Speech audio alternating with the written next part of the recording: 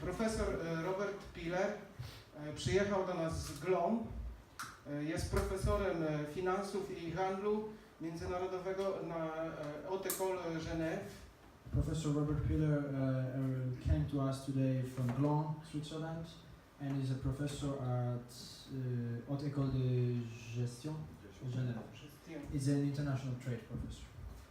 Profesor Robert urodził się w Nowym Jorku. He was born in New York. Ukończył studia MBA z działu finansów i handlu międzynarodowego w University of Virginia. He accomplished his studies in MBA in trade and international trade at the University of Virginia. Jednak dzisiejsze spotkanie będzie polegało na rozmowie o historii Polski. Today's meeting, however, will be about history of Poland. Ponieważ ojciec pana Roberta, czyli Wiesław Piller, był więźniem Auschwitz, jednym z pierwszych więźni, numer 350.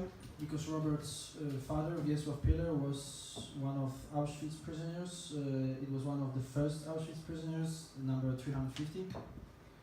Dzisiejsza rozmowa dotyczy takich tematów wrażliwych, delikatnych. Dotyczy też obecnej sytuacji Polski na arenie międzynarodowej.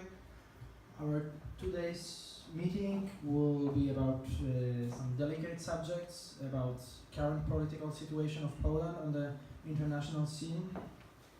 Dlatego prosimy, w pierwszej części pan Robert przedstawi swoją prezentację i historię życia taty oraz własne przemyślenia na temat obecnej sytuacji Polski i przedstawiania też historii Polski na arenie międzynarodowej. First, Robert will give his presentation about his father and his point of view of the situation, also of the situation of Poland actually in international relations and in diplomacy.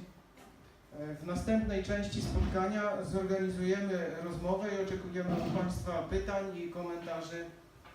Later we will organize a short debate and we welcome your comments and your questions in the second part of today's meeting. So, Robert, please, the floor is yours. Robercie, scena jest twoja. First of all, a tremendous thank you to Adam Sobczak and the Association Polonaise de Genève. Na początku wielkie podziękowania dla Adama Sobczuka i Stowarzyszenia Polskiego w Genewie.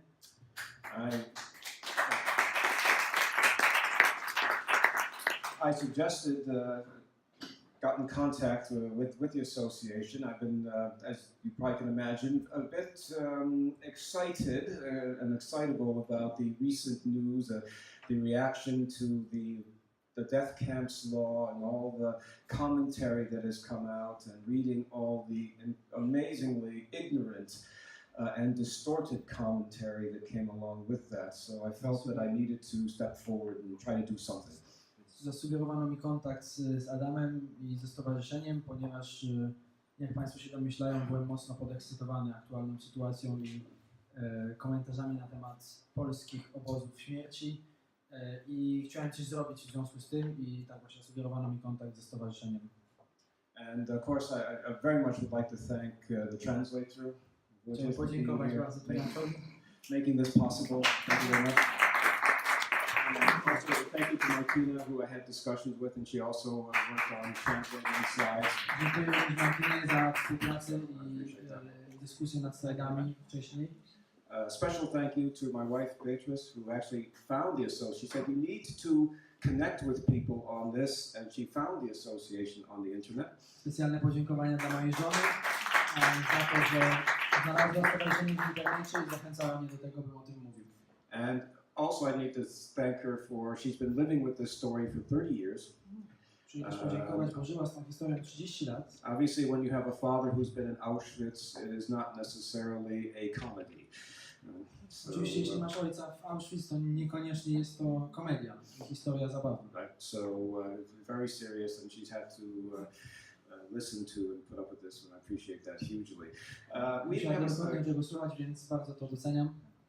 We even have a guest from Chicago passing through. Mamy też gościa z Chicago, Polish American, and his good friend Christian, who lives here in Switzerland, so he's visiting. So, Dobry przyjaciel Christiana, który tutaj mieszka w Szwajcarii.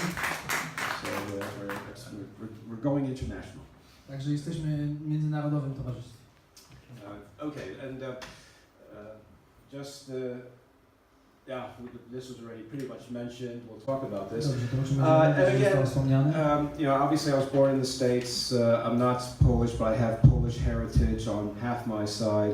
And obviously what brings me to this story is my father's experience in Auschwitz and Oczywiście ja nie jestem Polakiem, urodziłem się w Stanach Zjednoczonych i jestem w połowie Polakiem. Oczywiście co mnie tutaj ściąga do państwa, to jest moja historia, a właściwie historia mojego ojca, który właśnie był więźniem Auschwitz. So he was, when he went to Auschwitz, he was 18.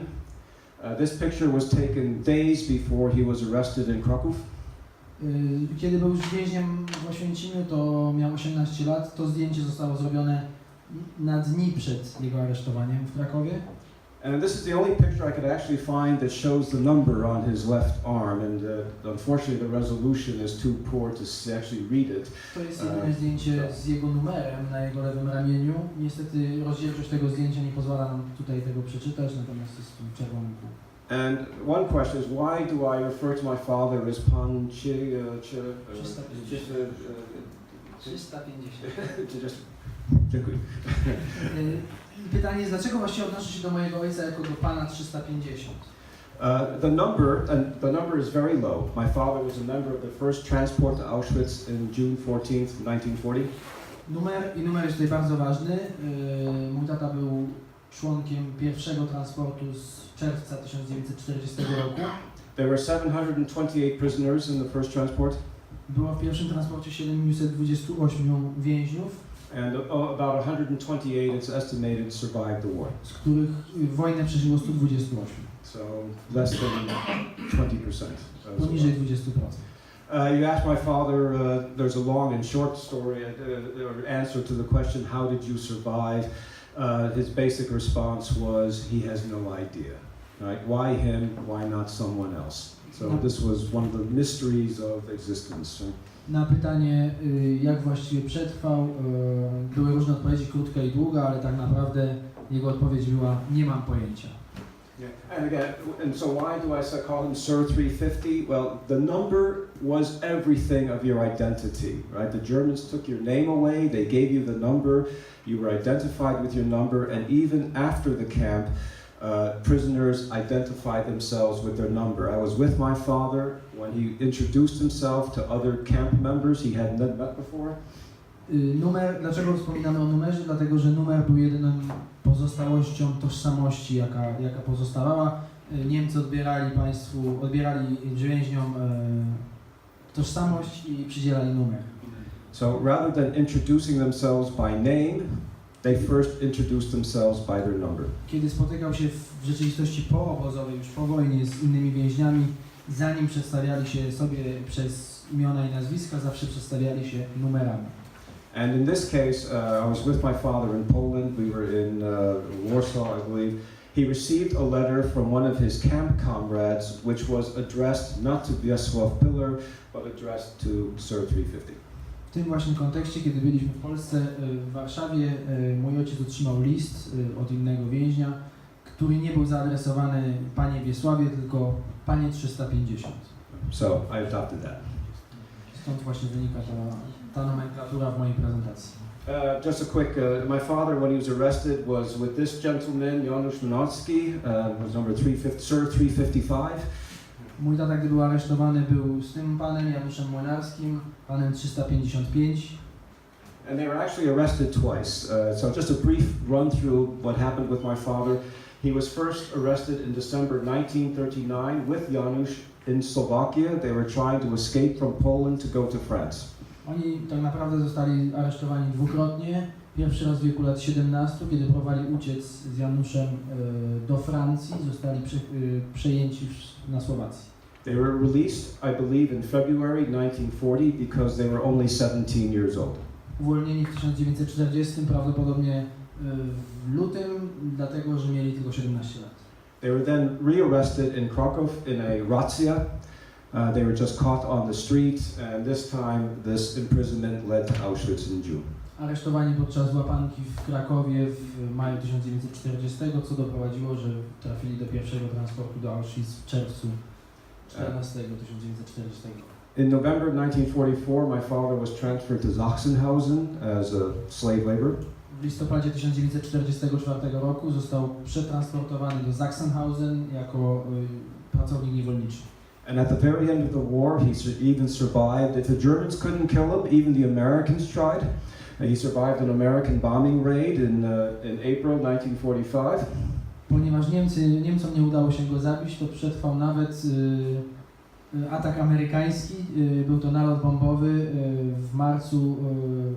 w kwietniu, 1945 roku, czyli już pod koniec wojny. And finally, the beginning of May, after the SS tried to massacre the groups of prisoners he was with, he survived that, where hundreds of others were killed. And then he was finally found, he walked in the forest, into an American army unit, and that was his liberation. Na koniec jeszcze żołnierze SS próbowali dokonać masakry. Wielu więźniów zginęło wtedy, jednak jemu udało się przetrwać i później dołączył do jednostki amerykańskiej w lesie i tak właściwie odbyła się jego uwolnienie. And so in Auschwitz, he was there 4.5 years. That's a long period of time. But as an old prisoner, as one of the first prisoners, he was able to go through a series of jobs that he had. So Arbeit macht frei. There's a certain amount of truth to it. W Oświęcimiu spędził 4,5 roku, czyli bardzo długo. Jako właśnie jeden z pierwszych więźniów odbywał różne prace w myśl maksymy Arbeit macht frei. So he worked in different commandos, as they call them, in construction. He worked in the infirmary, the kitchens. The Zola commando was a very dangerous one, working in the river, the Sola River, also in the laundry and as an electrician. So he has quite a curriculum vitae. Najpierw pracował jako budowniczy, później w szpitalu, później w magazynie zaopatrzeniowym, następnie w komando Soły, czyli tak naprawdę nad rzeką Sołą, następnie w pralni, a na koniec jako elektryk. Given all the research I've done, I have come to one conclusion, also reinforced by all the recent controversy of the last several weeks. I biorąc pod uwagę moje badania i również niedawne kontrowersje wokół pewnych aktualności, które się dzieją w ciągu ostatnich tygodni, doszedłem do wniosku, że And the conclusion I've come to is the Poles are very terrible at telling their own story. Polacy są bardzo słabi w opowiadaniu swojej własnej historii.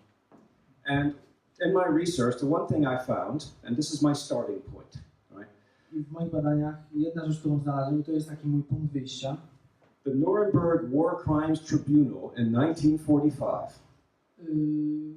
Trybunał Norymberski co do przestępstw wojennych in their official indictment of the German leadership w swoim oficjalnym oskarżeniu niemieckich liderów specifically talked about or accused them of systematic genocide szczególnie oskarżając ich o systematyczne ludobójstwo of Jews, Poles and Gypsies.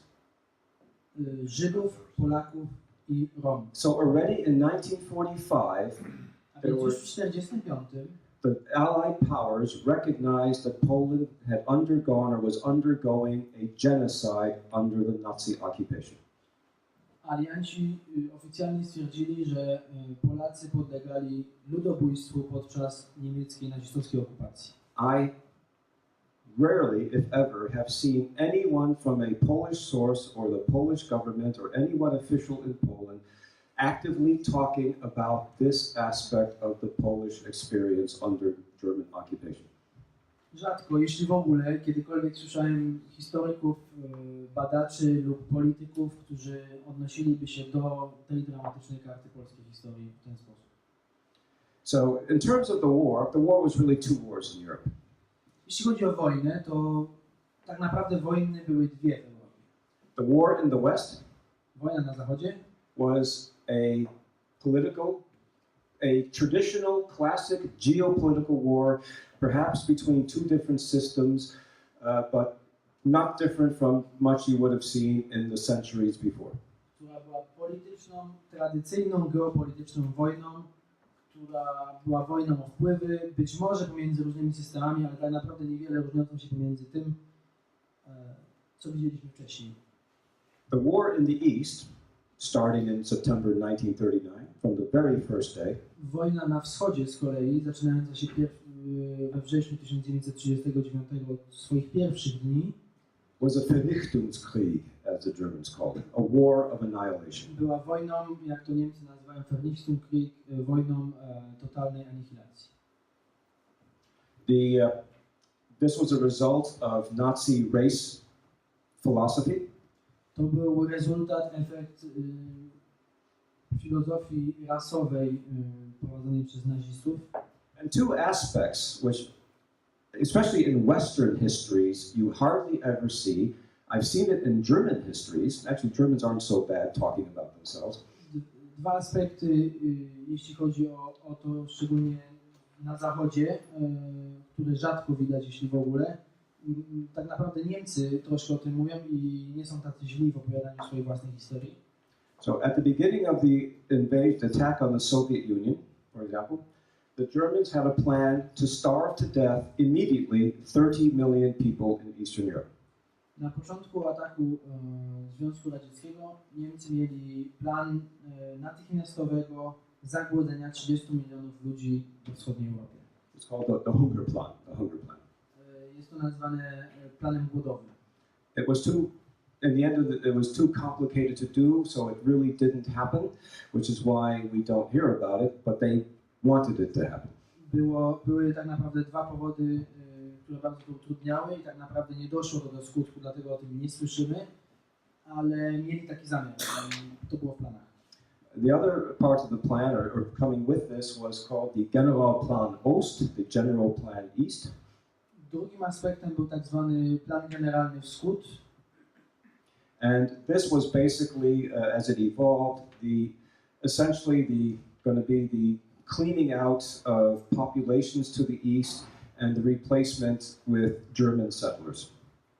I w tym planie chodziło tak naprawdę o oczyszczenie przestrzeni na wschodzie z populacji i wprowadzenie tam niemieckich osadników. So, coming back to the three genocides of the Jews. A więc wracając do tych trzech ludobójstw Żydów, The Gypsies and the Poles. Romów i Polaków. The Jews have a name for their experience of genocide, which of course is the Holocaust. Żydzi mają swoją nazwę na ich doświadczenia z tego okresu, która jest oczywiście Holokaust. And I probably should have included the Shoah here because that's the Hebrew name. I tak naprawdę trzeba by tutaj jeszcze dodać Shoah, który jest hebrajskim odpowiednikiem tego greckiego słowa. The Gypsies have named their experience of genocide Porajmos. Romowie nazwali swoje doświadczenia Porajmos, which means the devouring, które oznacza dosłownie pożeranie, and the Poles have no name. a Polacy nie mają nazwy. So, my proposition, which I talked with my father 20 years ago, was to come up with a Polish word, a Polish name, which expresses the Polish experience of genocide at the hands of the Germans. Moja propozycja, o której rozmawiałem z moim ojcem 20 lat temu, jest taka, żeby dać polską nazwę na te wszystkie doświadczenia cierpień Polaków z rąk Niemców podczas II wojny światowej. And I suggest, go through it, that it is nothing to do with the word Holocaust. I nie ma to nic wspólnego ze słowem Holokaust, Because the Holocaust is, the Jews see it as, and rightfully so, I have no problem, I think it's absolutely correct. They say the Holocaust describes what happened to the Jews.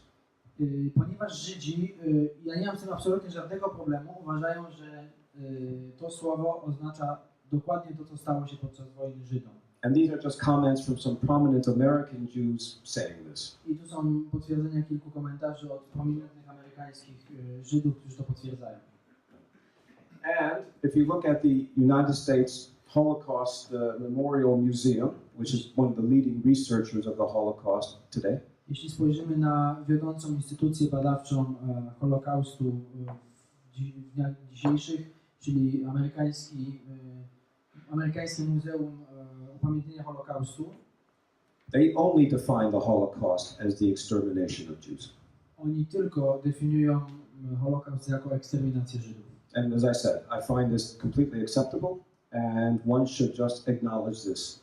I tak jak powiedziałem, ja uważam, że to jest całkowicie do zaakceptowania i powinniśmy po prostu to uznać. So, with my father, I came up with a Polish word, one of the few words I've actually Więc quite know now. kilku, And it's a very normal Polish word, which is, of course, zagłada.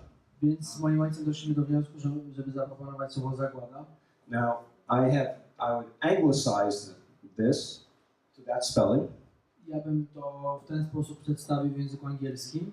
So the idea is to introduce this word to describe the Polish experience for the English-speaking world outside of Poland. I know zagłada has a meaning in Polish and it might have some connotations, but to create a word for the rest of the world to see that there was a Polish genocide, this is what I propose. Ideą jest tutaj, by stworzyć słowo określające polskie ludobójstwo i przedstawić je w języku angielskim poza granicami kraju. Jestem świadomy, że to słowo w języku polskim ma swoje znaczenie i może mieć pewne konotacje. Natomiast chodzi tutaj o tak naprawdę prezencję na zewnątrz, poza Polską. And here, I say Poles, and this is a Polish-American historian, this is a Polish historian who's living in the States now, I believe. Tutaj, tak jak mówię, to jest polski Amerykanin, a to jest Polak żyjący w Stanach. So they do try to describe the Polish experience in this term, but they appropriate the name Holocaust. Oczywiście próbowali opisać polskie doświadczenia, natomiast przywłaszczyli sobie słowo Holokaust. And I argue this is a big mistake. I ja uważam, że to jest duży błąd. So what I would do is this. Więc co ja bym zasugerował, to jest właśnie to. And this is what. Now, standing back, I teraz wracając troszkę do tyłu, cofając się, the war being a war of annihilation based on Nazi race policy, wojna będąc wojną wyniszczenia, anihilacji bazującej na niemieckiej polityce rasowej, or in German, the Rassenhygienepolitik, jak to się mówi w niemieckim, Rassenhygienepolitik, it had several facets to it. miała tak naprawdę kilka twarzy, kilka odmian. It didn't start. What I'm portraying here is the evolution. There was several steps as things developed. This is how I see the final evolution of the Rassenhygienepolitik. To, co ja tu przedstawiam, to jest tak naprawdę już finalny efekt. To wszystko było ewolucja, to wszystko się rozwijało, natomiast ten diagram, który tutaj przedstawiam, to jest w jaki sposób to na koniec wyglądało. Of course, there are the three genocides, the Holocaust, Zagłada, and the Prologimos. Oczywiście są te trzy ludobójstwa, Holokaust, Paragimos i Zagłada. And the very famous program, the T4 program, to exterminate the mentally handicapped. Bardzo znany program T4, mający na celu eksterminację osób niepełnosprawnych, szczególnie umysłowo. One reason why it's well known, it's the only program where Hitler actually signed a letter, an order. I to jest znany program. Dlaczego jest znany? Dlatego, że to jest jedyny program, w którym Hitler podpisał rozkaz. He was so criticized in Germany by the church leaders in Germany, he never signed anything again relating to the extermination of people. Ponieważ był tak bardzo krytykowany, szczególnie przez członków niemieckiego kościoła, później już nigdy więcej niczego nie podpisał, żadnego rozkazu. So again, a big part of this idea was the cleaning out of the elimination of peoples to the east and the resettlement of Germans in those lands. Dużym aspektem tutaj było to wspomniane już czyszczenie terenów wschodnich i osiedlanie ich przez Niemców w sposób masowy. And I also include the mass murder of Soviet prisoners of war. I tutaj dołączam również masowe morderstwa sowieckich więźniów wojennych. It's an atrocity you almost never hear of, and yet is one of the greatest atrocity, as great as almost as the others, which the Germans perpetrated during the war. To jest okrucieństwo, o którym mało się mówi, jeśli w ogóle, a jest ono równie okrutne, porównywane do pozostałych przestępstw, których sprawcami byli Niemcy. Okay, so Now, again, reflecting on this, Więc it's a hexagon, really, right? myśląc o tym sześciokącie, zastanawiając się nad nim, We will find on reflection that most of the Holocaust dojdziemy happened do wniosku, że on Polish territory. Obviously, większość the Holokaustu Zagłada happened on Polish territory. odbywała się na polskim terytorium. Oczywiście zagłada odbywała się na The polskim terytorium. Porajmos happened on Polish territory. Porajmos miał miejsce na polskim There terytorium. were 23,000 Sinti Roma in Auschwitz who were then exterminated. Było 23 tysiące członków społeczności romskiej eksterminowanych w Auschwitz. That was just one. The handicapped in Poland were killed. Niepełnosprawni w Polsce byli zabijani. Poland was the only country during the war where the Germans actually moved en masse German settlers onto occupied territory. Polska była tak naprawdę jedynym krajem w Europie, gdzie Niemcy w sposób masowy prowadzili osiedlenie swoich obywateli na terenach okupowanych. And many of the Soviet prisoners of war camps were located on Polish territory. I wielu tych sowieckich żołnierzy, więźniów wojennych znajdowało się również na polskim terytorium. So this brings us to the conclusion that Poland is the only country where every facet of the Rassenhygienepolitik was actually implemented. I to prowadzi nas do konkluzji, że tak naprawdę Polska jest jedynym krajem, gdzie Niemcy aplikowali, wprowadzili w życie każdy aspekt swojej polityki rasowej zwanej Rassenhygienepolitik. People, historians love to ask, and all these people discuss history, what would have happened if the Germans won the war? Wielu ludzi, jest wiele dyskusji, wielu ludzi wchodzi w dyskusję, co by się stało, gdyby Niemcy wygrali wojnę. There's nothing to discuss. It had already happened, and it happened in Poland. Tu nie ma nic do dyskutowania, to się już stało i to stało się w Polsce. An aspect of this, we can Aspektem tego, look at the research that was done at Auschwitz, jeśli przyjrzymy się badaniom, które miały miejsce w Oświęcimiu w Auschwitz, and this is something my father talked about in depth. i to jest coś, o czym mój ojciec mówił dość głęboko, dość pogłębił ten There was temat. Dr. Horst Schumann, Był dr Horst Schumann and he focused on experiments dealing with sterilization. i on specjalizował się w eksperymentach mających na celu sterylizację. And what was the purpose of these Jaki był tego cel? experiments? It was to find a method for rapid mass sterilization. Znaleźć sposób, metodę na masowe sterylizacje w szybki sposób. Dr. Klauberg focused his research on pregnant women. Dr Klauberg skupił swoje badania na kobietach w ciąży. What was his objective? Jaki był jego cel? He was trying to find how you can shorten the gestation period of pregnancy. Chciał dowiedzieć się, jak skrócić okres trwania ciąży. The idea was that German women could give birth twice a year. Idea była taka, żeby niemieckie kobiety mogły rodzić 2 razy w roku. And then most famously, of course, is Josef Mengele and his experiments on twins. I najbardziej znany jest oczywiście Józef Mengele i jego badania nad bliźniakami. There is some historical debate on what his objective was. Jest pewna debata historyczna, jaki był jego cel.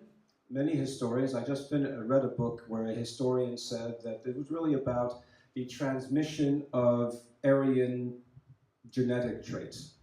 I wielu historyków, właśnie skończyłem czytać książkę jednego z nich, mówi, że opiera się, że głównym powodem było przekazywanie aryjskich cech w sposób dziedziczny.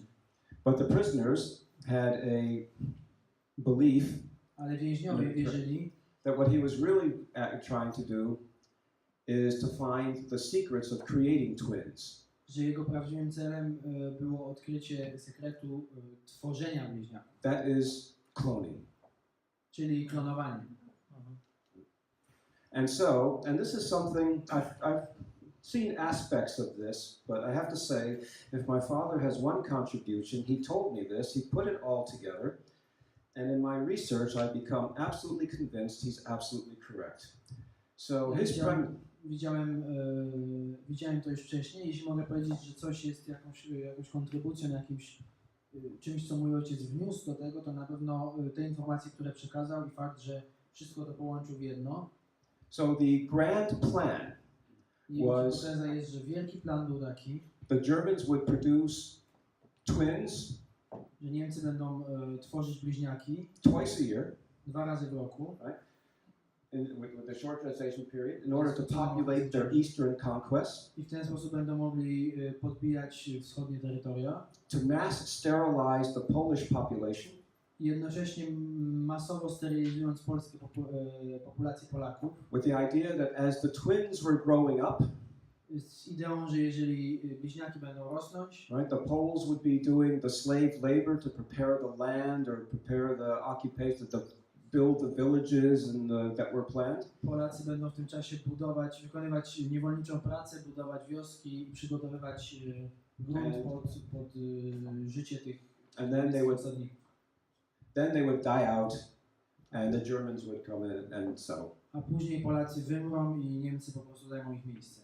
Now, of course, no one hears of this because the Germans lost the war. Oczywiście nikt o tym nie słyszy, ponieważ Niemcy przegrali wojnę. So, in terms of the evolution of the Zagłada, this is just, I don't know. Jeśli chodzi o ewolucję tejże zagłady, to So, mamy so- takie elementy. September 1st, the War of Annihilation, Vernichtungskrieg. Więc 1 września 1939 wojna na wyniszczenie, Vernichtungskrieg. After the war, there would have been the enslavement and mass sterilization of the Poles. Po wojnie byłoby niewolnictwo, zniewolenie i masowa sterylizacja. And this picture is not very clear to you, but this was one of the models To zdjęcie nie jest dla Państwa zbyt jasne, ale jest jednym z modeli, for a model SS settlement. ale jest to model nowoczesnego SS osadnictwa. The idea of the Zagłada also can Yes. encompass, Idea zagłady też bardzo wpisuje się w ten kontekst. the atrocities of the Germans and the Russians. Okrucieństwa Niemców i Rosjan. Poland, when you think about it, was also unique. Polska, jeśli o tym pomyśleć, była również unikatowa. Poland was the only country in World War II Polska była jedynym krajem podczas II wojny światowej, simultaneously attacked by Hitler and Stalin. jednocześnie zaatakowana przez Hitlera i Stalina. So the idea of Zagłada covers both experiences, and when you put it together, I Więc tried ta to moja list idea zagłady tak naprawdę pokrywa obydwa te doświadczenia i tutaj troszkę liczb. at least 3 million dead, the millions who were expelled from their homes, taken into slave labor. Minimum 3 miliony zmarłych, 3 miliony wysiedlonych, ponad 1 700 And of course, tysięcy pracowników niewolniczych, 200 tysięcy dzieci porwanych, utrata również własności i dochodu. and of course, along with there was the mass plunder and exploitation of Poland as a country, requisitioning the agricultural products on a massive scale. I to szło w parze z masowym plądrowaniem i wyeksploatowywaniem, wykorzystywaniem ziemi i wszystkich możliwych zasobów. And over the years, as you can, how many times have I had the proverbial dollar złoty, the proverbial złoty? For every time I heard this question, are you Jewish? Why was your father in Auschwitz? Przez tak wiele lat wielokrotnie słyszałem już te pytania, czy jestem Żydem i dlaczego mój ojciec był w Oświęcimiu. If I had that money, I wouldn't be talking to you here, I'd be living on a Caribbean island. I tam był też aspekt tego, czy jest to z powodu pieniędzy i z powodu money, nie? Czy jest to z powodu pieniędzy i gdybym miał te pieniądze, to nie mówiłbym o tym, tylko żył na Wyspach Karaibskich. So for the world out there who knows very little, if anything, about Polish history, it is always a surprise for them to hear that Auschwitz was founded for the Poles as part of a extremely brutal German occupation. I wielu ludzi oczywiście tam na zewnątrz tak naprawdę jest zaskoczonych i zdziwionych faktem, że Auschwitz było stworzone dla Polaków jako instrument masowego zniszczenia i okupacji. I element okupacji. And here's the challenge that Poles have and I have, being the son of a Pole. I to jest wyzwanie, przed jakim stoją Polacy i również ja jako syn Polaka. While the Jews are rightfully upset with Holocaust deniers, I podczas gdy Żydzi są słusznie zasmuceni, przejęci faktem negacjonistów Holokaustu, I use this to represent the fact that most of the world, a vast part of the world, knows about the Holocaust and acknowledges that it happened. i używam tutaj tego porównania, jako że większość ludzi na świecie wie i uznaje Holokaust jako fakt. And on the other side, for the Poles, the world is completely ignorant. Dla Polaków i dla zagłady Polaków świat jest całkowicie ignorancki. And I think to change this impression will be the work of decades. I żeby zmienić to wrażenie, to jest praca na dekady. Tutaj dla tłumaczenia to jest ignoranci zagłady i ten mały niebieski aspekt to jest ci, którzy coś na ten temat wiedzą w Polsce i na świecie. There are efforts, just recently this week, I saw this Są about podejmowane wysiłki, tak naprawdę w tym tygodniu, 7 marca. and so obviously there's a number of initiatives to try to rectify this situation. Więc są podejmowane inicjatywy, żeby poprawić tę sytuację. Tutaj jest wspomniana nowy pomysł Dnia Upamiętnienia osób, Polaków, uhonorowania Polaków pomagających Żydom podczas II wojny światowej, która została przegłosowana 399 głosów za 7 marca. To jest świeża informacja z tego roku. Przepraszam, jedno zdanie, jedno słowo było bardzo ważne. Ignorancja i zagłada. Ignorancja i negacja zagłady. I negacja, tak. Tak, to jest bardzo ważne słowo. So just the precision that it's not only ignorance but also a denial of zagłady. Tak, dokładnie. To również jest oczywiście zaprzeczenie, nie tylko ignorancja. And this is why when someone says it didn't happen, you say, but the Nuremberg war trial said it did. I tutaj właśnie, jeśli ktoś z Państwa mówi, że to się nie odbyło, nie miało miejsca, wtedy prostą odpowiedzią jest, że Trybunał Norymberski mówi, że miało to miejsce. So to now to consider the issue of Polish complicity in the Holocaust. I teraz, żeby troszkę skupić się na problemie polskiej współpracy czy polskiej współodpowiedzialności za Holokaust. I have been monitoring the press since the controversy the last several weeks. Monitorowałem prasę, szczególnie od czasu kontrowersji ostatnich tygodni. And I have identified three main themes that people, or accusations that people use to say this proves Polish complicity in the Holocaust. I zidentyfikowałem 3 aspekty, które według tych ludzi, którzy tak twierdzą, potwierdzają polski współudział, polską współodpowiedzialność za Holokaust. So the three are Jedwabne, I te 3 to jest Jedwabne, Blue Police, granatowa policja and the i Schmalzowice. szmalcownicy. And there is a very extreme view among a number of Jews, not all, but very extreme, Jest bardzo ekstremalny punkt widzenia wśród niektórych Żydów, nie wszystkich, ale niektórych. they talk about the Polish Holocaust, meaning the Holocaust that the Poles did against the Jews. I oni mówią o czymś takim jak Polish Holocaust, czyli polski Holokaust i mają tu na myśli Holokaust prowadzony przez Polaków, wykonany na Żydach. And this is another reason I suggest to Poles to avoid the word Holocaust to apply to the Polish experience. I to jest kolejny powód, dla którego ja sugerowałbym Polakom nie używanie słowa Holokaust, by opisać ich własne doświadczenia właśnie z tego powodu. And the survey, recent survey this month, Sondaż z tego miesiąca, całkiem niedawny, mówi, że 30% of Israelis believe that the Poles are as guilty as the Germans. 30% Izraelczyków uważa, że Polacy są tak samo winni jak Niemcy.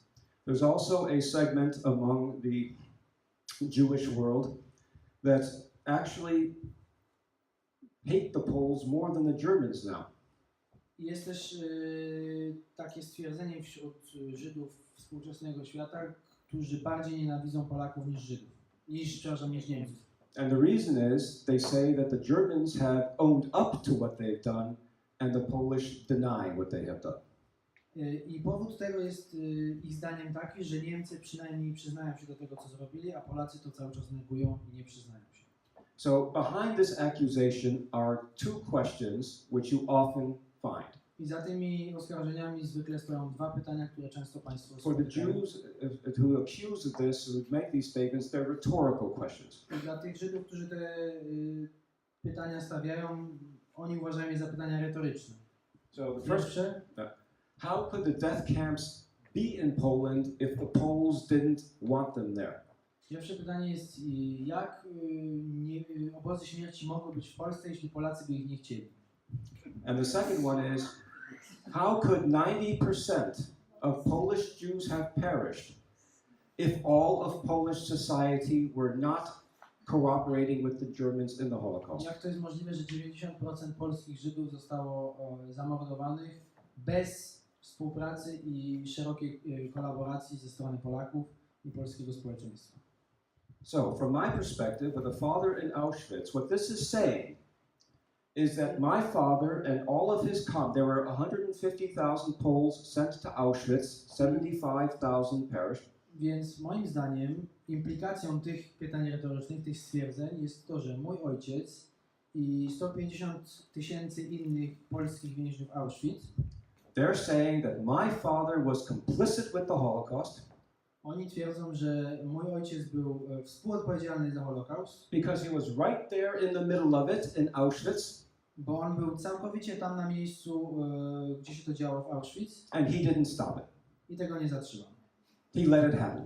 I on pozwolił, że to się You can zdarzyło. imagine how that makes me feel. Możecie Państwo sobie wyobrazić, jak tego typu stwierdzenia wpływają na moje samopoczucie. This is odious and obnoxious. This is as odious and obnoxious to me as Holocaust denial is for the Jews. To jest tak obrzydliwe i tak wstrętne dla mnie, jak zaprzeczanie i negacjonizm Holokaustu dla Żydów. And that's why basically the motivation is why I'm standing here and I to jest jedna z głównych motywacji i przyczyn, dla jakich stoję tutaj i właśnie mówię Państwu o tym wszystkim. the obvious answer Więc Jest- oczywiście and this odpowiedź again. jest oczywista i znów part of the ignorance. częścią ignorancji jest, że People do not reflect on the fact ludzie nie zastanawiają się nad faktem, that the Germans had 500,000 że Niemcy mieli 500 000 occupation forces in Poland. sił okupacyjnych w Polsce. Their takeover was complete and absolute. Przejęcie kraju było kompletne i absolutne. In comparison, the Dla Germans porównania- had 30,000 in France. Dla porównania we Francji tylko 30 000. They had plenty of people in Poland to do the Holocaust. Mieli bardzo dużo ludzi w Polsce, żeby wykonać Holokaust. And then, as I said, part of the message that one gets, and this is embedded in all these articles and commentaries, it comes across that, well, the Poles had a very leisurely war. I to, Okay, co ja, defeated in September 1939. I to, co ja mówię, i to jest też część tego argumentu, to jest, często spotyka się argument, że Polacy mieli raczej dość luźną wojnę, ponieważ zostali pokonani już w 1939 roku, więc You had nothing else to do other than to stop the Holocaust. tak naprawdę nie było nic innego do roboty, tylko to, żeby zatrzymać Holokaust. So I now ask, in recognition of the Zagłada, I dla uznania zagłady, my own rhetorical question: moje pytanie retoryczne w tym przypadku jest, how could the Poles, if the Poles could not prevent what happened to them, the millions of deaths, the millions of expulsions, the 200,000 children kidnapped and given to German families, if the Poles could not protect their own children, jeśli Polacy sami nie potrafili zapobiec temu, co się stało, czyli tym milionom zabitych, milionom wysiedleń, 200 000 dzieci porwanych i oddanych niemieckim rodzinom, to w jaki sposób, how could they have prevented the Holocaust? w jaki sposób oni mogliby zapobiec Holokaustowi? This to me is one of the key messages that must get out, that again, I just don't hear coming from anywhere. I to jest jedna z głównych wiadomości, które chciałem przekazać i której szczerze mówiąc nie widzę, żeby ktokolwiek wspominał, żeby ktokolwiek podkreślał ten aspekt. The other major and very fundamentally important fact Inny główny i bardzo fundamentalny, podstawowy fakt was the death penalty to była kara śmierci, that the Germans imposed on the Poles for helping the Jews. którą Niemcy nadawali Polakom za pomaganie Żydom. I have rarely seen any non-Polish commentator even reflect on this. Rzadko kiedy widziałem jakiegokolwiek niepolskiego komentatora, który by się jakkolwiek do tego odnosił. You've seen the headlines. Widzieli Państwo na The Poles are trying to deny their complicity. Polacy próbują zanegować They're not facing up to the reality of the history. nie stawiają czoła rzeczywistości, historii, But then you have this question. ale później mają Państwo to pytanie. If the Poles were so enthusiastic in helping the Germans kill the Jews, Jeśli Polacy byli tak entuzjastycznie nastawieni do pomagania Niemcom w zabijaniu Żydów, why are the Germans killing the Poles for helping the Jews? dlaczego zatem Niemcy zabijają Polaków za pomaganie Żydom?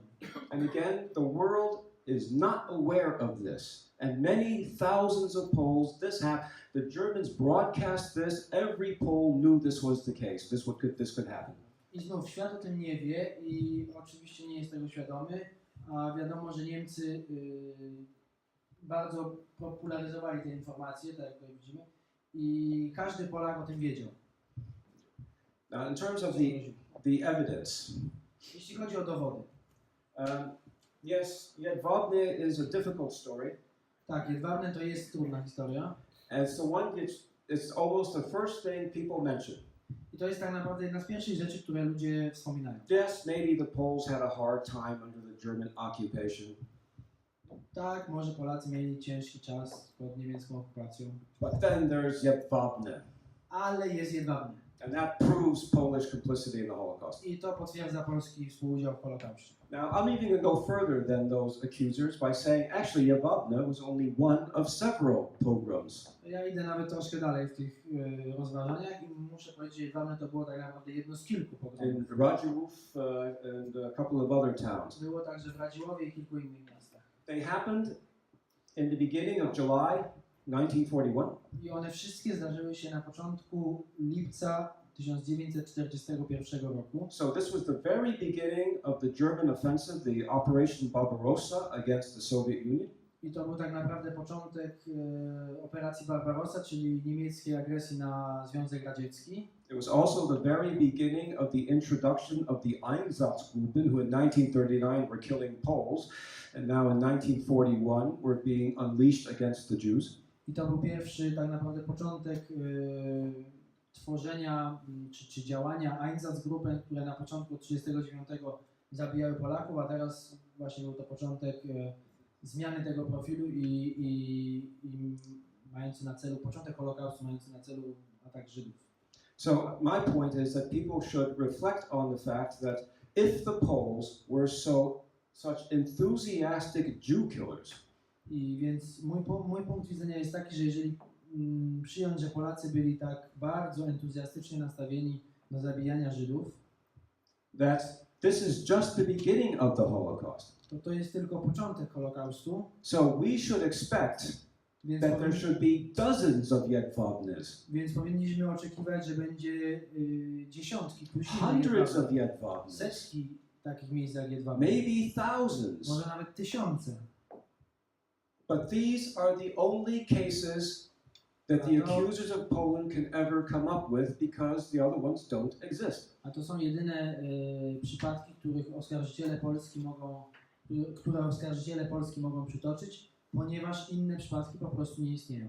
So let's take difficult. The reports, the eyewitness accounts are sometimes conflicting, incomplete.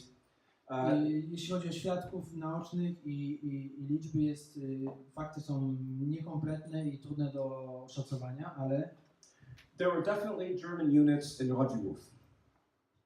Na pewno były niemieckie oddziały w Radziłowie. There was a big debate whether or not it was the Poles only in Jedwabne or there was also some German encouragement. Jest duża debata, czy to byli tylko Polacy w Jedwabnym, czy było też jakaś forma niemieckiego zachęcenia. But let's assume it was just a Polish act, 100%. Przyjmijmy zatem, że to był 100% polski akt. The number of victims seems to be, total number of victims seems to be around 1,500.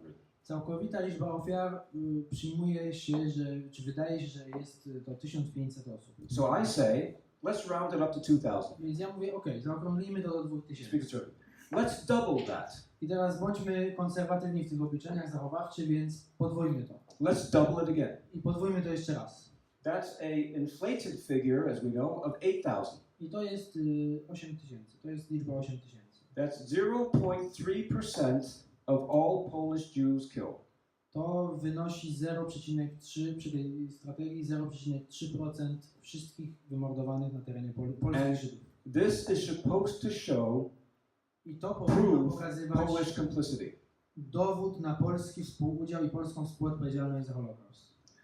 What I think we can say, and this comes from Polish research, I to, czego nie możemy powiedzieć, to pochodzi z polskiego źródła. well, first of all, these were individuals Tak who naprawdę, did the attacks. jeśli chodzi o pierwszorzędnie, trzeba się skupić na tym, że to były indywidualne ataki, że to There były was- osoby indywidualne. Yeah. There was no official organization, no army, no underground, nothing official or Nie było tam nic related to the state. oficjalnego, żadnej armii, żadnego państwa, żadnej organizacji wyższej, to były indywidualne ataki. And so it was isolated. It didn't happen again. And again, the Polish research suggests, Wyizolowane przypadki, które się później nie wydarzyły as in any murder case, i polskie źródła wskazują, że jak w każdym przypadku morderstwa, what's the motive? jaki jest motyw?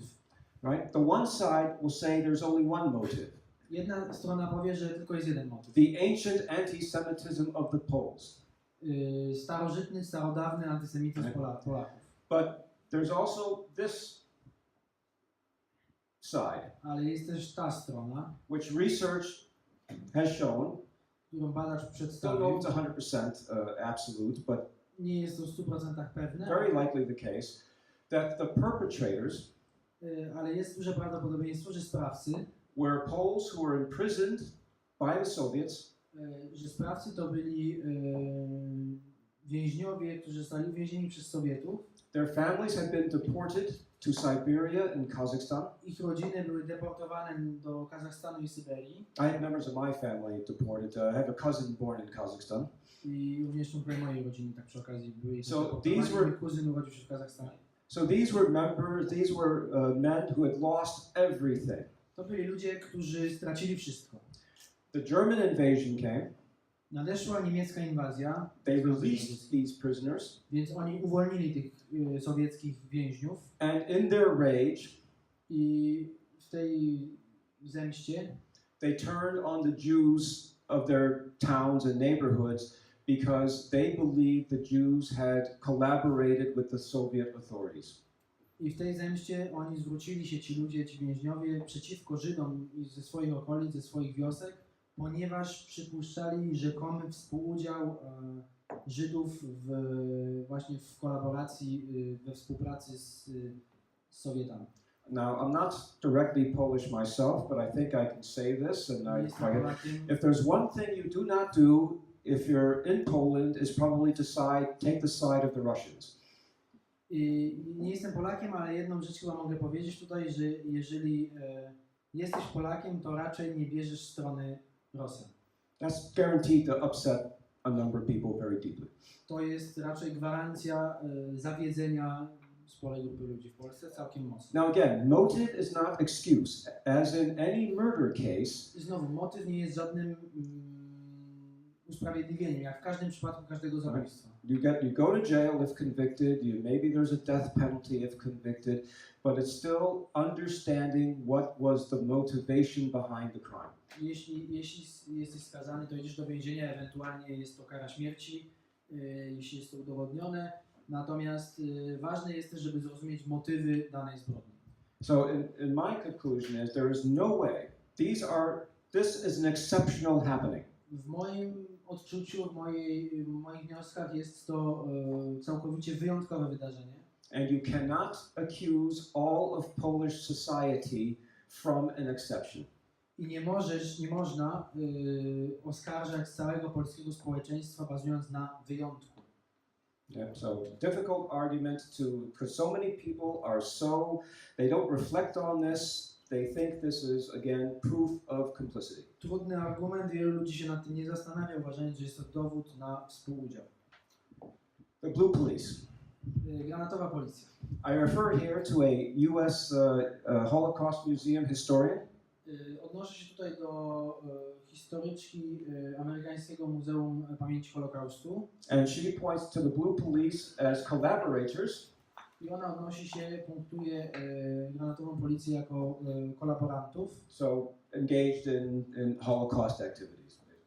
zaangażowanych głównie w aktywność w Holokaust. The thing is, this is from her museum, Na stronie jej muzeum, the Holocaust Encyclopedia. Encyklopedii Holokaustu, It's an article about collaboration, jest artykuł o kolaboracji. and this part focuses on the local auxiliaries, police forces such as the Blue Police would come under I this. ten artykuł tutaj skupia się w tej części na jednostkach pomocniczych, jednostkach dodatkowych, w których ewentualnie polska granatowa policja mogłaby się pojawić. Now, just that this museum is now one of the foremost, and that's their mission, to become the foremost Holocaust research institution in the world. I to jest muzeum, które jest uważane lub chce się uważać za najbardziej referencyjne, najbardziej znane, najbardziej porządne muzeum, jeśli chodzi o historię Holokaustu. And when they mention the collaborators, I w miejscu, gdzie wspominają współpracowników, kolaborantów, the Poles and the Blue Police are missing. brakuje Polaków i granatowej policji. This is not a mistake. To nie jest błąd. This reflects, I believe, historical accuracy.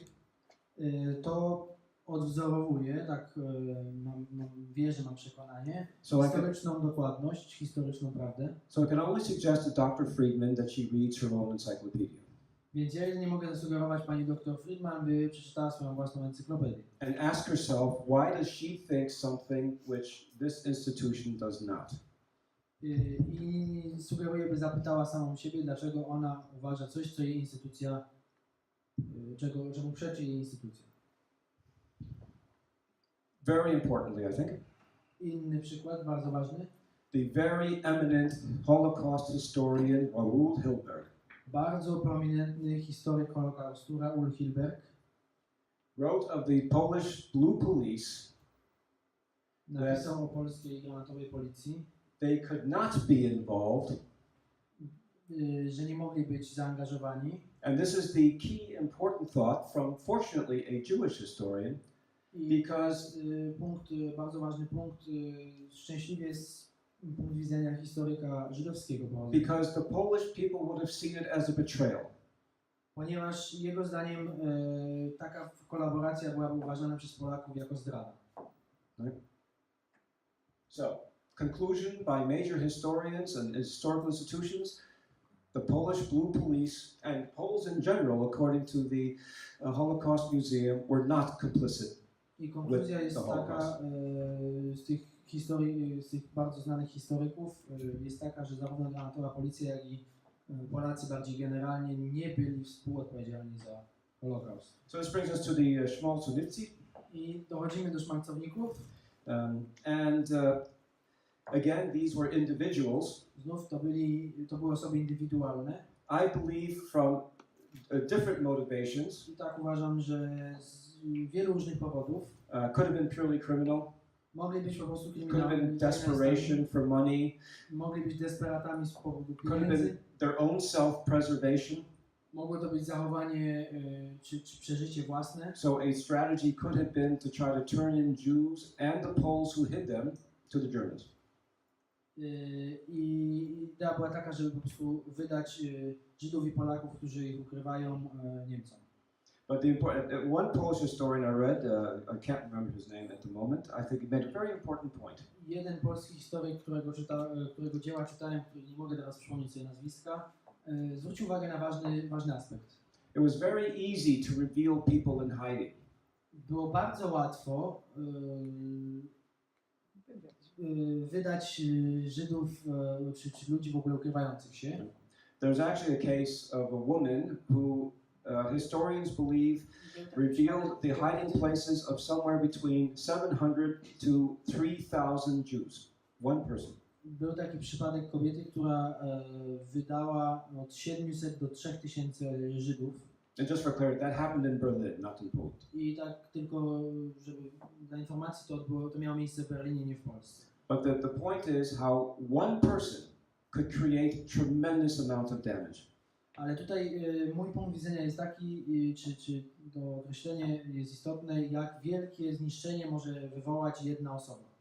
While on the other hand, the network Z drugiej strony sieć, to try to hide Jews and protect Jews żeby ukrywać i chronić Żydów, required a lot of people. wymagała wielu ludzi. First of all, you needed forgers for documents. Przede wszystkim trzeba było mieć ludzi, którzy przygotują dokumenty, You needed safe houses. kryjówki, You needed a network of safe houses sieć kryjówek tak naprawdę, because they would move the Jews from house to house. żeby przerzucać Żydów z domu do domu. So this historian estimates that for every Pole who did harm to a Jew, Więc ten historyk szacuje, że za każdego Polaka, który czynił zło Żydom, he says 20 to 30 were helping Jews. 20 do 30 pomagało Żydom. Czyli na każdego jednego Polaka szkodzącego Żydom przypadało 20 do 30 pomagających. And I think it's very important to differentiate between official acts and individual acts. Ja uważam, że bardzo ważne jest rozróżnienie pomiędzy aktami oficjalnymi, czyli jednostek oficjalnych, a aktami osób indywidualnych. And to look at what was the official position on these issues. I spojrzeć na to, jaka jest oficjalna pozycja na te problemy. So in in respect to the issue of the Schmalzowicy, Więc odnosząc się do szmalcowników, do tego problemu, we can find the official Polish response within the Armia Krajowa, możemy znaleźć oficjalną odpowiedź wewnątrz Armii Krajowej, who established underground courts która ustanowiła podziemne sądy with the purpose of trying and if found guilty, sentencing i, people engaged in revealing Jews and the Poles who were hiding Jews. mających na celu tak naprawdę znalezienie i jeśli udowodnienie winy, to również skazanie osób, które właśnie donosiły na Żydów i na Polaków, którzy Żydów ukrywali. And I would say, refer this back to the historian Raoul Hilberg, I wracając do punktu historyka Raula Hilberga, którego wspomnieliśmy wcześniej, who made the point that this was treason, and here we see it's not that the Poles believed it was treason, here they are acting on it. który uważał, że właśnie to było uważane przez Polaków za zdradę. I tutaj widzimy, że Polacy nie tylko uważali to za zdradę, ale tak naprawdę podejmowali działania w związku z tym. And there was a special unit, Kedith, I tutaj były specjalne jednostki KDW, czyli kierownictwo, who were responsible for executing the death penalties.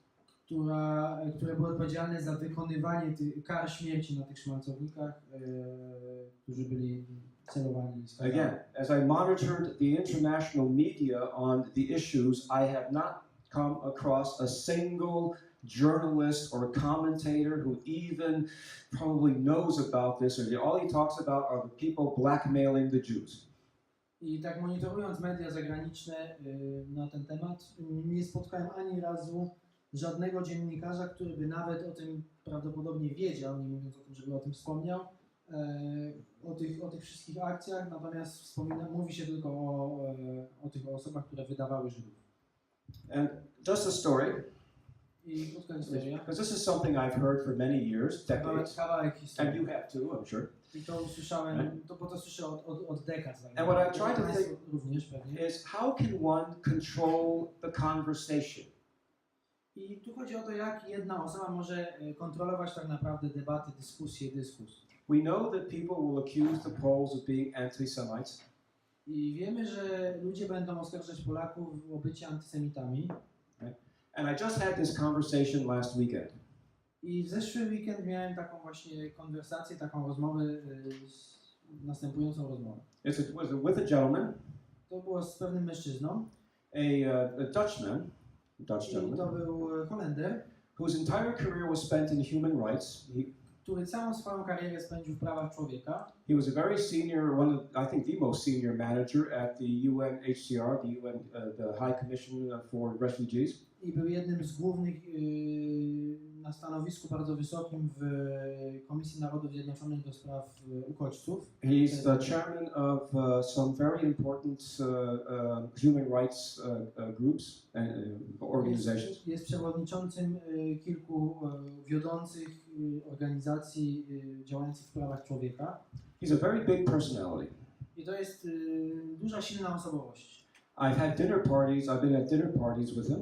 Miałem okazję być u niego na kolacji. He has a tendency to dominate the topics and the conversation. I ma taką tendencję do dominowania tematów i konwersacji. So we started talking about this Polish controversy, I zacząłem mówić o tych polskich kontrowersjach.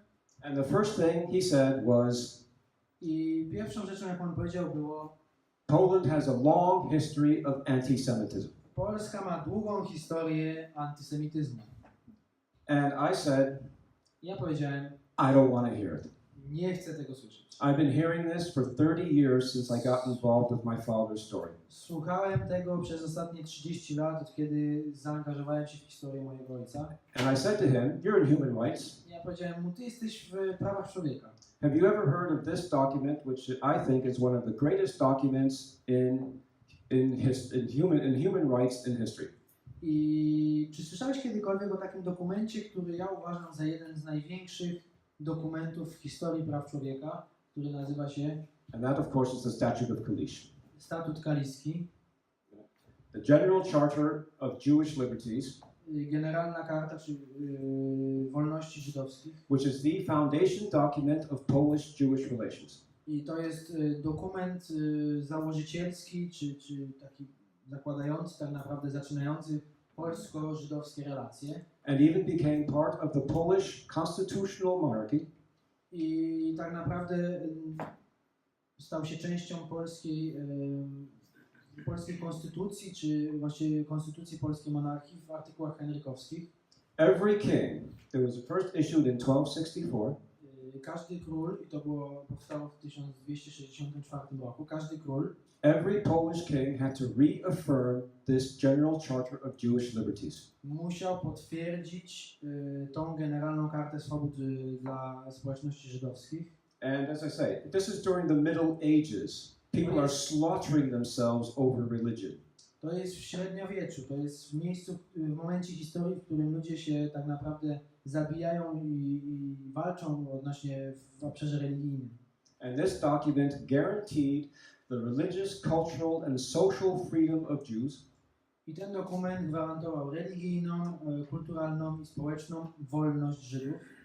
And for 531 years, I przez 531 lat the Poles never walked away from it or betrayed it. They honored it for 531 Polacy years. nigdy od tego nie odeszli i zawsze to honorowali i nigdy tego nie zdradzili. So I asked this, I said to him, does that sound anti-Semitic to you? I zapytałem go, czy to brzmi dla ciebie antysemicko? And what could he say? I cóż on mógł powiedzieć? Right. I mean, it's, but again, this is something which I would say that the Poles are extremely poor at conveying to the outside world, that no one knows about this. Tu znowu muszę powiedzieć, że Polacy są bardzo słabi w tym, żeby komunikować to na zewnątrz, żeby mówić o tym światu zewnętrznemu. So I use this strategy. I actually had a conversation with a journalist I know and his wife. They're Jewish. Miałem ostatnio taką dyskusję z dziennikarzem, którego znam, i jego małżonką, którzy są Żydami. His grandmother died in Auschwitz. Jego babka zmarła w Auschwitz. And when we start talking about Polish-Jewish relations, I kiedy zaczynałem mówić o relacjach polsko-żydowskich, I asked him, do you know about the Statute of Kalish? Pytam go, czy słyszałeś o statucie kaliskim? Of course, you never heard of it. Oczywiście nigdy nie słyszał. And then that gave me the chance to dominate and control the conversation. I to dało mi szansę, żeby dominować i kontrolować rozmowę na ten temat. And then after that, you say, does this sound like a long history of anti-Semitism? I potem wystarczy zapytać, czy to brzmi dla ciebie jak długoletnia historia antysemityzmu. I mean, just think this. I'm American. Just think. Po prostu pomyśl o tym. Ja jestem Amerykaninem. For 500 years, if an immigrant group came to America, we have some Americans here, I'll ask them too, and refused to learn English, how would Americans think about that? Would they accept that? Gdyby przez ostatnie 500 lat przyjeżdżali do Stanów Zjednoczonych ludzie i odmawiali, czy nie chcieli nauczyć się angielskiego, w jaki sposób Amerykanie o nich by myśleli? Czy zaakceptowaliby to? Tutaj są też Amerykanie wśród nas, więc... And yet the Poles allowed the Jews to speak whatever language they wanted, to worship however they wanted, and somehow this is interpreted as anti-Semitism. A Polacy przez te wszystkie lata pozwalali Żydom mówić w dowolnym języku, w takim jakim chcieli, czcić takiego Boga, jakiego chcieli. And of course, if you're Polish, you'll be very familiar with this. Even the Jews referred, I they nawet used Żydzi, the Hebrew word polin, hebrajskie słowo polin, meaning place of peace or place of refuge. Oznaczające miejsce pokoju lub miejsce ucieczki. And in a word play with Yiddish, because the Yiddish word for Poland is Polen. I w takiej grze słów z języka jidysz. So Poland was Polin. I tutaj jest taka gra słów, że Polska w jidysz właśnie Polin była Polin, czyli takim miejscem spokojnym, miejscem ucieczki. The sad case is Smutny przypadek jest taki, the Holocaust has seemed to have wiped out all that memory. Wydaje się, że Holokaust po prostu całkowicie wymazał pamięć o tych wydarzeniach, o tym wszystkim. But somehow this needs to be resurrected. I would even go so far. This is probably controversial, but I'm going to go this far. To powinno być w jakiś sposób otworzone. Based on Tutaj this- pójdę troszkę dalej. To może być troszkę kontrowersyjne, ale ja pójdę nawet dalej. Based on this history, Bazując na tej historii, 531 years, I would actually 531 say lat, not only is Poland not an anti-Semitic country, actually Poland has been the most pro-Semitic country in history. ja bym powiedział, że Polska nie tylko nie jest najbardziej antysemickim krajem, Because there is no other country that ever allowed this. raczej powiedziałbym, że Polska jest najbardziej prosemickim krajem w historii, ponieważ w żadnym innym kraju nie było czegoś takiego jak to. And somehow this is a story that Poland has to get out. I w jakiś sposób, to jest historia, którą w jakiś sposób Polska musi po prostu wyciągnąć na zewnątrz. Okay, oops, sorry. And then this I talked, in terms of World War II specifically, I also believe that people must be made more known about this death penalty for helping Jews. Jeśli chodzi o II wojnę światową, to tutaj wracam troszkę do tego, ale myślę, że ważne jest, żeby poinformować świat o tym, o karze śmierci za pomoc Żydom w Polsce. Poland was the only country Polska była jedynym krajem, in which such a death penalty was imposed. w którym taka kara śmierci była narzucona. And what I like to say is, it's actually, To in co ja some lubię way, mówić tutaj, że w pewien sposób jest to a badge of honor. w pewien sposób zasługa, uznanie zasług, czy w jakiś sposób honor także dla Polaków. Polish help for the Jews forced the Germans to kill Poles for helping them. Polska pomoc dla Żydów zmuszała Niemców do tego, by Polaków za to zabijać. And therefore I like to say that the Poles earned the death penalty. I w związku z tym ja uważam, że jest to w pewien sposób zasługa dla Polaków, ta kara śmierci, z tego właśnie powodu. So, and to a little bit of perhaps a personal note. I troszkę takiego jeszcze My, osobistej uwagi. my father told me nothing about Poland. Ojciec Nothing. nie mówił mi niczego o Polsce. I was totally ignorant when I grew up. Byłem całkowitym ignorantem, gdy wzrastałem. I grew up during the Cold War. Dorastałem podczas zimnej wojny. Poland was what I knew was an ally of Russia. Dla mnie Polska w tamtych Warsaw czasach Pact. była całkowitym sprzymierzeńcem Rosji, Związku Radzieckiego. They were an enemy. więc byli dla mnie wrogiem, Polska była wrogiem. And it was actually only when I first went to Poland, when I was 31 years old, I tak naprawdę tylko gdy pojechałem do Polski po raz pierwszy w wieku lat 31, when I realized gdy, there's something different here. gdy doszedłem do wniosku, że coś tu jest inaczej. And as I started teaching myself and learning about Polish history and becoming, say, more involved with my father's story, I started finding out, and I would say, Poland has, and I should have been a history professor rather than a trade professor, but has a remarkable history. I The tak, the religious tolerance that it practiced. I tak skupiając się na tym i zaczynając w ogóle swoją naukę, uczenie się tego wszystkiego o Polsce, o jej historii, tak naprawdę chyba powinienem być profesorem historii, a nie profesorem handlu zagranicznego, doszedłem do wniosku, że Polska ma wspaniałą historię, historię swojej tolerancji wielowiekowej, historię wolności religijnej. And for example, the historic Polish hatred or idea of resistance against tyranny. I ta polska odporność, to polskie przeciwstawianie się tyranii historycznie tak udokumentowane. So Poland kept its kings very weak. I Polska zawsze utrzymywała swoich królów bardzo słabych. Poland was one of the biggest countries in Europe. Polska była jednym z największych krajów Europy. And I asked my friends who are, I said, have you ever heard of a Polish Napoleon? I pytam czasami moich znajomych, moich kolegów, słyszałeś kiedyś o jakimś polskim Napoleonie?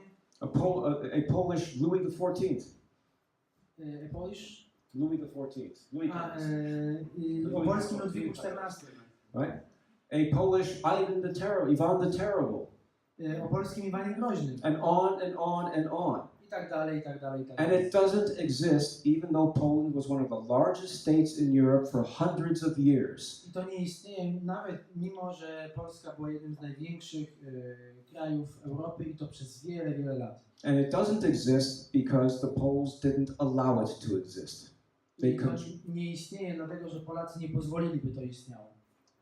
So can you imagine how different European history would have been Mogą sobie Państwo wyobrazić, jak inna byłaby europejska historia, if the Russians felt the same way about their Tsar gdyby Rosjanie w ten sam sposób myśleli o swoich carach, and the Prussians felt the same way about their king? a Prusowie myśleli w ten sam sposób o swoich cesarzach.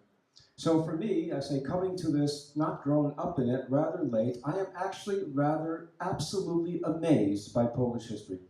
Ja wchodząc w tę rzeczywistość dość późno, w wieku lat 31, muszę powiedzieć, że jestem raczej pozytywnie zaskoczony tą polską historią.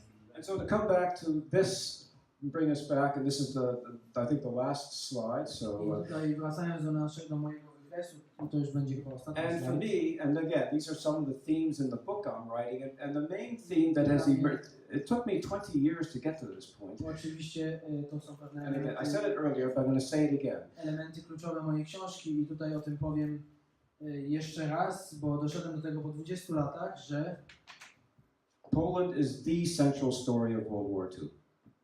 Polska jest centralnym elementem historii II wojny światowej. If you don't understand all the things that happened in Poland, Jeśli nie rozumiesz tych wszystkich rzeczy, które zdarzyły się w Polsce, you don't understand the war. nie rozumiesz wojny. And guess what?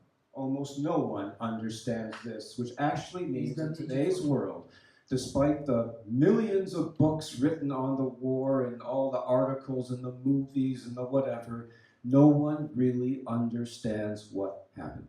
I zgadnijcie co, i mimo milionów książek i różnych dzieł na ten temat, wielu lat badań, mało kto w ogóle ma tego świadomość i tak naprawdę mało kto w ogóle wie, rozumie wojnę i to, co się tak naprawdę stało. So my final thought is, Więc moja myśl przewodnia, myśl and this is finalna jest taka, how I answer people when I get into discussions.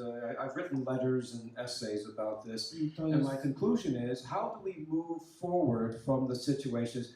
It is time for the world to learn about Polish history. That's the only way forward. i to jest to, co ja odpowiadam ludziom często w dyskusjach, już napisałem kilka esejów na ten temat I uważam, że najważniejsze to jest czas dla nas na to, żeby nauczyć się polskiej historii. Czy And the historii last, polskiej. the last thing I can say is, dziękuję bardzo. Dziękuję.